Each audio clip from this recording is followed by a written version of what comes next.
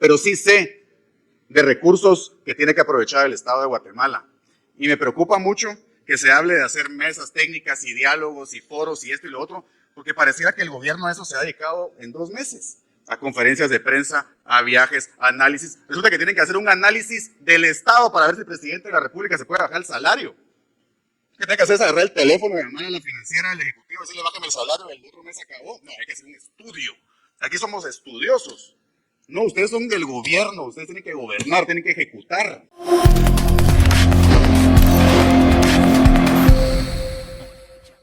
Para preguntar tiene la palabra el diputado Álvaro Arzu. Gracias, presidente, compañeros. Disculpen que vuelva a pedir la palabra, pero es que estoy más confundido de lo que estaba hace 2 horas. Porque en mi primera intervención yo le pregunté al señor ministro si se iba a renovar o no se iba a renovar en la ocasión de que el Congreso reforme la ley, si se iba a renovar o no el contrato que actualmente existe en el Campo Shan, y usted dijo enfáticamente que no. Pero después en otra intervención dijo que sí, que Perenco no se iba a ir, que le quedaban 20 años y... Entonces no entiendo. Entonces, presidente, me quisiera reservar el uso de la palabra porque no me quedó claro.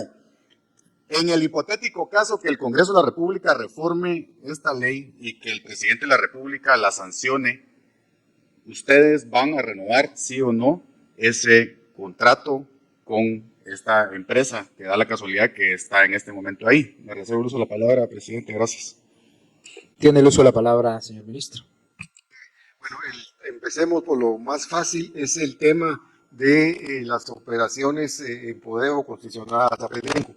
Y no es solo un lote, ¿verdad? Entonces, la explotación de Shan vence en agosto de 2025, el año entrante.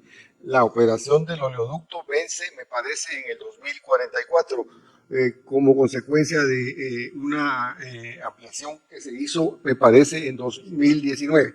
Entonces, ese es un punto. O sea,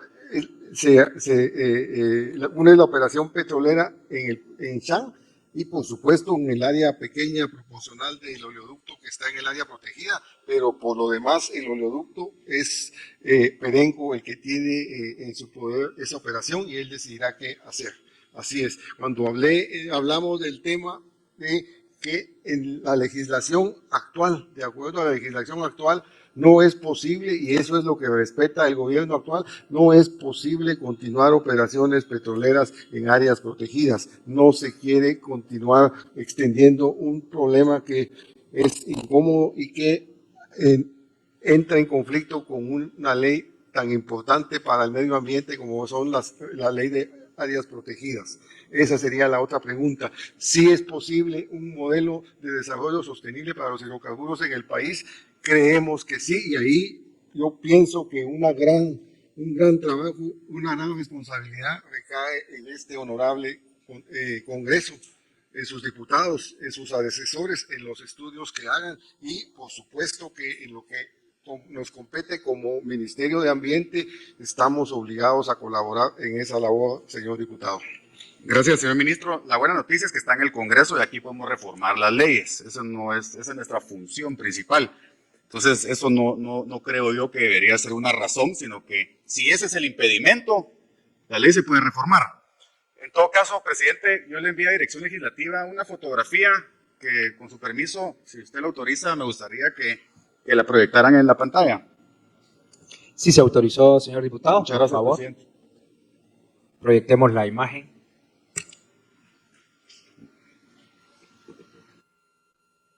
Ahí donde aparece el circulito en medio, donde está una fotografía, ese es el Campo Shan. Y todo lo que ustedes ven depredado es la reserva natural.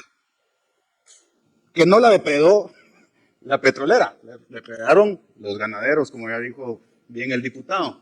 Y obviamente si ustedes se meten a Google Earth y miran más grande el espacio, se dan cuenta que está todavía más depredado en otros lados. Y lo poco que hay es donde precisamente están las instalaciones de la petrolera. Entonces, yo quisiera solo contradecir un poco al diputado Fion porque no creo que es un tema ambiental. Creo que la excusa es ambiental, pero el tema es ideológico. El tema es de presión política de gente nacional y extranjera que apoyaron a este gobierno de llegar al poder y que tienen ciertos compromisos y ciertas cosas que tienen que cumplir para cumplir con la agenda que les es impuesta. Porque aquí no estamos hablando, y creo que hay alguna confusión, porque yo comparto lo que dice el diputado Chico. Yo creo que los contratos y las condiciones se pueden y se deben de mejorar. Claro que sí. Y lo que es más, la iniciativa de ley dice que si se renueva una licencia, tiene que ser en mejores condiciones para el Estado que lo que estaba anteriormente. Por supuesto que se puede mejorar. Que si podemos pasar de 42% a 51%, claro que sí, de participación del Estado. Que si se pueden subir las regalías, claro que se puede, entonces se puede. Pero eso no es lo que nos está diciendo el ministerio. Lo que nos está diciendo el ministerio es que ellos ya tomaron la decisión de cerrar el 90% de la producción del petróleo en Guatemala. Entre 90% y 100%, francamente, no hay mayor diferencia. Entonces, ese oleoducto y los mesas de trabajo que se van a hacer es para ver cómo se va a administrar el 10% que quede. De lo que quede. Ese es el punto. Aquí no es cuestión de decir, no, que todo siga como está, no, estamos claros. Y lo que es más, esa iniciativa de ley, si hay que hacerle cambios, hagámosle cambios. Y si hay que mejorar las condiciones para el Estado, mejoremos las condiciones para el Estado. Pero lo que nos están diciendo es que ya no quieren industria petrolera en Guatemala porque nos están diciendo que van a cerrar el 90% de la producción. Por razones ambientales. Que honestamente yo estoy seguro que al día siguiente de lo que queda ahí de selva, van a haber más vacas ahí, pues. Eso es lo que va a haber, más vacas. Entonces, yo creo que tenemos que ser serios. Y cuando se habla del asfalto, es que el tema no es cuántos kilómetros asfaltados hay en el Petén. El tema es cuánto le cuesta al gobierno y a las municipalidades y al sector privado hoy la compra del asfalto en Guatemala y cuánto le va a costar ese asfalto cuando lo tenga que importar de otros países, porque ya no producimos nosotros. Y tanto que se habla aquí de la ley de competencia, que eso es bien simpático. Se habla de la ley de competencia porque quieren que haya más libertad, más empresas, menos monopolios, y lo que le están haciendo es dándole el monopolio del asfalto, no a guatemaltecos, a extranjeros. A extranjeros. Aquí se quejan de que solo hay 3 empresas que distribuyen gas, pero el gas que produce Guatemala no le dan permiso para que opere y se venda en Guatemala, ni para producir energía. En City Petén tienen suficiente para producir por lo menos 50 megas al año. ¿O no? ¿Es correcto? Eso para darle energía a Petén. Ahí está. Y eso que es con lo que tienen ahora. Y ellos calculan que podrían llegar a casi 250 megas si les autorizan las licencias para seguir explorando más gas. Entonces, me preocupa el tema. Me preocupa el tema no por ninguna empresa. Yo no soy petrolero, no tengo negocios en el petróleo, no me interesa eso. Yo lo único que sé de petróleo es la gasolina que le echamos al carro. Es lo único que sé de petróleo. Pero sí sé de recursos que tiene que aprovechar el Estado de Guatemala. Y me preocupa mucho que se hable de hacer mesas técnicas y diálogos y foros y esto y lo otro, porque pareciera que el gobierno a eso se ha dedicado en 2 meses.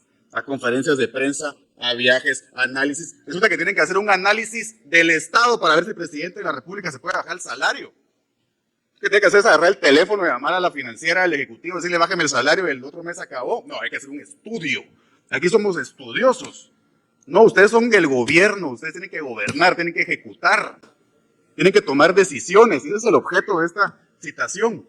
Escuchar cuál es la postura de ustedes, que ya la tenemos clarísima, que es la destrucción y el cierre de la industria petrolera en Guatemala. ¿Por qué? Porque van a cerrar el 90%, ya lo dijeron. Entonces ustedes se pueden imaginar el mensaje que le están mandando al otro 10% de la industria petrolera que se les van a vencer los contratos en los próximos años. ¿Quién va a venir a invertir un centavo a Guatemala sabiendo que no hay ningún tipo de certeza? Y eso se expande, no solo a la industria petrolera, a la minería, a la inversión en otro tipo de recursos energéticos. Eso se expande. Y es la poca confianza que damos. Y por el otro lado, nuestros países vecinos produciendo más energía. En Guatemala no ha crecido la producción energética en los últimos años. Vamos a pasar de ser un país exportador de energía a un país que va a tener que regresar a los apagones. ¿Por qué? Por esa política ambientalista, que es bien curiosa, porque todos esos grupos ambientalistas en Guatemala son financiados por países que viven del petróleo y la minería. Los países nórdicos, ¿de qué creen que vive Noruega? Noruega vive el petróleo. ¿De qué creen que vive Suecia, Finlandia, Dinamarca? son países mineros. Canadá. Por supuesto, ellos no firmaron el convenio 169 de la OIT, pero cuidadito. Entonces quieren oír historias de explotación, no se vayan a las empresas, váyanse a los países de la comunidad internacional que viven de eso, pero que no permiten que aquí se exploten esos recursos. Esa es la realidad.